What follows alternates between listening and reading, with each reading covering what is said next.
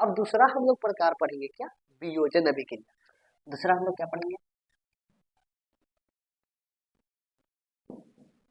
वियोजन, या इसी को एक और नाम देते हैं क्या, अपघटन अभिक्रिया।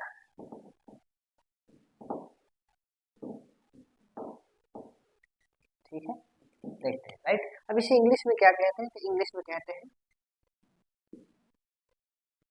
D combination.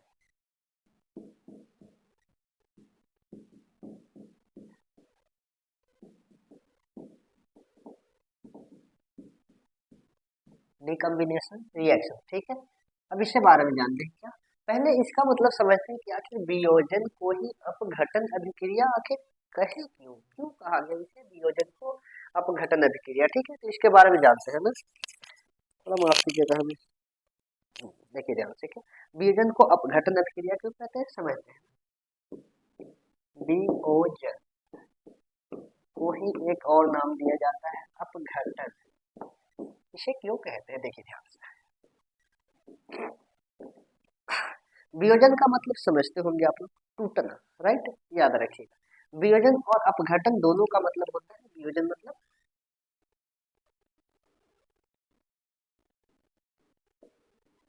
टूटना या बंटना, ठीक है, सॉरी बंटना। और अपघटन का भी मतलब होता है टूटना।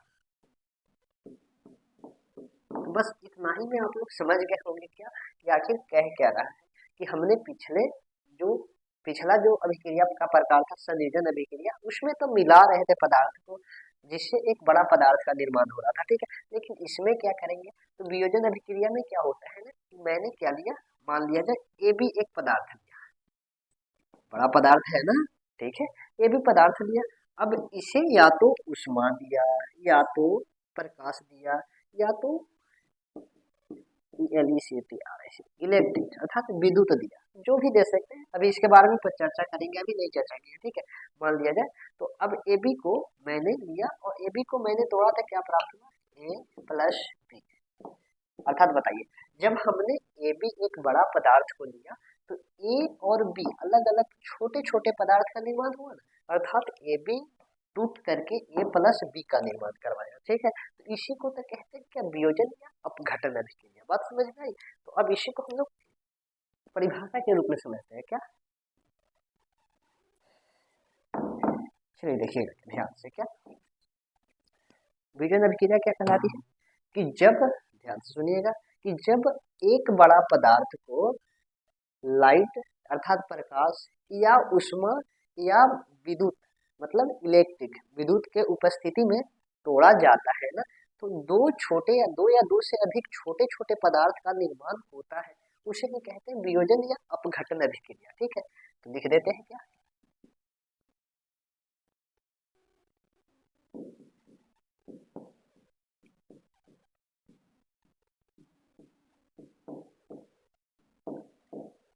वियोजन अभिक्रिया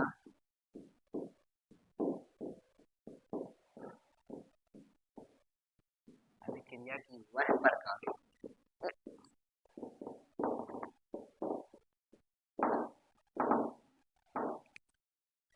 प्रकार होती है जिसमें एक बड़ा पदार्थ टूटकर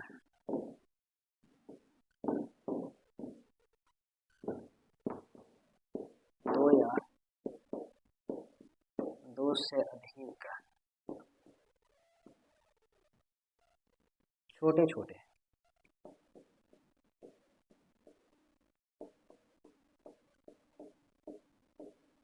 पदार्थों का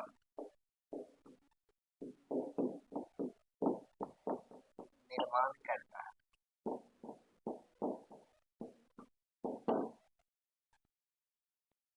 इसके लिए इसे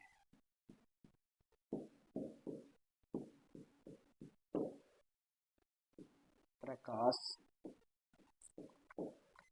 या उष्मा या विद्युत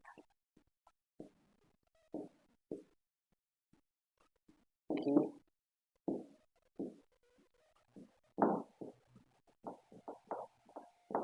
आवश्यकता होती है, राइट।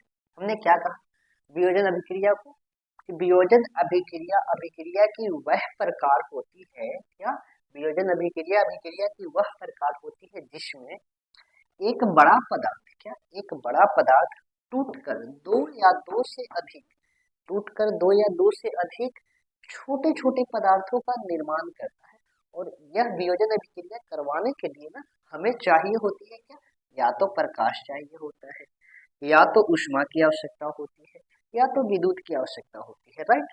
तो अब इसके आधार पे वियोजन अभिक्रिया तीन तरह से हो जाते हैं, ठीक है। इसे भी अच्छी तरह से पढ़ेंगे, अभी थोड़ा सा इतना है, ठीक है। अब वियोजन अभिक्रिया का उदाहरण देखते हैं, जैसे में एग्जाम्पल, जैसे हमने पिछले मतलब अभिक्रिया में पढ़ा था क्या संयोजन अभिक्रिया जिसमें निर्माण करवाया था, ठीक है। अब इसमें क्या, अब देखेंगे एग्जाम्पल, क्या एग्जाम्पल जैसे में देखते हैं H2O, H2O के बारे में पिछले अभिक्रिया में बताया गया होगा, क्या H2 होता है जल। अब जल को जब तोड़ा जाएगा, जल को तोड़ने के लिए सिंपल भाषा में बात की जाए तो विद्युत की आवश्यकता होती है, क्या विद्युत। अब इसको इंग्लिश में कहते हैं इलेक्ट्रिक, इलेक्ट्रिक की आवश्यकता होती है, ठीक है। अब इसे तोड़ा जाएगा ना तो यह परिवर्तित हो जाता है क्या H2 प्लस O2 ऑक्सीजन है, तो यह हवा में मिल जाती है, राइट। यह सिंबल होता है क्या गैस का। इसे बारे में पढ़ेंगे क्या कि ऑक्सीजन जो होता है गैस होता है, गैस का निर्माण होता है, तो गैस वातावरण में मिल जाता है, ठीक है। इसी को कहते हैं गैस का सिंबल देते हैं ना। अब ध्यान से देखिएगा हाइड्रोजन दो है, हाइड्रोजन दो है, ऑक्सीजन दो है, तो ऑक्सीजन दो यहाँ पे है और यहाँ पे ऑक्सीजन दो नहीं है, तो दो करने के लिए इसके पीछे दो लगाते हैं, ठीक है।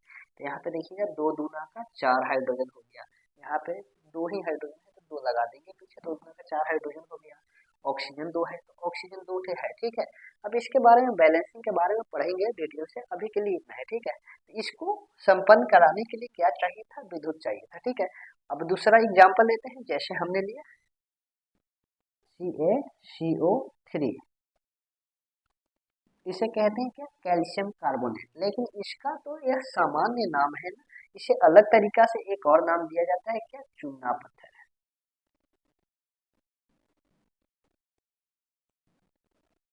चूना पत्थर नाम दिया जाता है, ठीक है।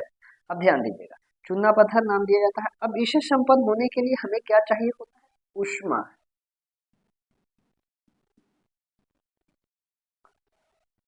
अर्थात इसको कहते हैं हीट। हीट का सिंबल ऐसे होता है, ध्यान दीजिएगा हीट का सिंबल ऐसे होता है ना, अर्थात जब जहां भी ऐसा सिंबल मिलेगा अर्थात उसे गर्म किया जा रहा है, ऊष्मा दिया जा रहा है, ठीक है। तो जब इसे ऊष्मा दी जाती है तो कैल्शियम ऑक्साइड प्लस CO2 बाहर निकल जाती है। देखिए ध्यान से, क्या दो ऑक्सीजन एक ऑक्सीजन अर्थात थ्री ऑक्सीजन हो गया, थ्री ऑक्सीजन है, ठीक है। अब यहाँ क्या है कार्बन एक, कार्बन, हाँ कैल्शियम एक है, कैल्शियम एक है, कार्बन वन है, कार्बन वन है, अर्थात ये मेरा बैलेंस है, क्या। तब ध्यान से देखिएगा क्या कि कैल्शियम कार्बोनेट को जब ऊष्मा देकर तोड़ा गया ना तो यह परिवर्तित हो गया क्या में कैल्शियम ऑक्साइड में, परिवर्तित हो गया क्या कैल्शियम मतलब कार्बन डाइऑक्साइड में, या कार्बन डाइऑक्साइड वातावरण में मिल गया, ठीक है। अब ध्यान से देखिएगा क्या कि हमने तो पढ़ लिया क्या वियोजन अभिक्रिया, जब एक बड़ा पदार्थ को टूटकर दो या दो से अधिक पदार्थ का निर्माण होता है उसे ही वियोजन अभिक्रिया कहते हैं, जिसमें सिंपल भाषा में क्या प्रकाश की आवश्यकता होती है, ऊष्मा की आवश्यकता होती है, विद्युत की आवश्यकता होती है। अब इसके आधार पे वियोजन अभिक्रिया को भी तीन भागों में बांटा गया, ठीक है। इसे पढ़ते हैं, पहले इसे उतार लीजिए मतलब स्क्रीनशॉट ले लीजिए, ठीक है। अब आगे चलते हैं।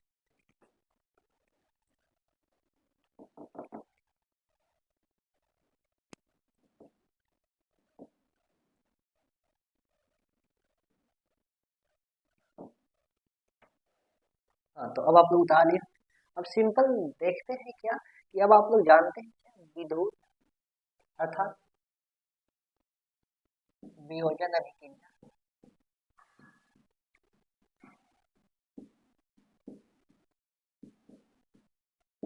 संपन्न होने के लिए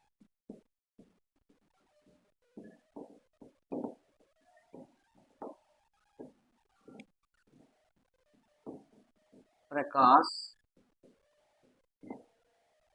इसको इंग्लिश में कहते हैं क्या, हीट,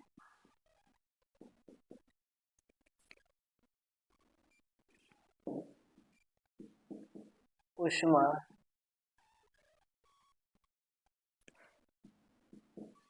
ऊष्मा को कहते हैं, गलती हो गया थोड़ा सा, माफ कीजिएगा। प्रकाश को इंग्लिश में लाइट कहते हैं, हीट नहीं लाइट कहते हैं, LIGH, ठीक है, लाइट। और ऊष्मा को क्या कहते हैं, हीट, ठीक है। अब तीसरा क्या था, विद्युत, विद्युत को इंग्लिश में क्या कहते हैं, ELECTRIC, इलेक्ट्रिक की आवश्यकता होती है।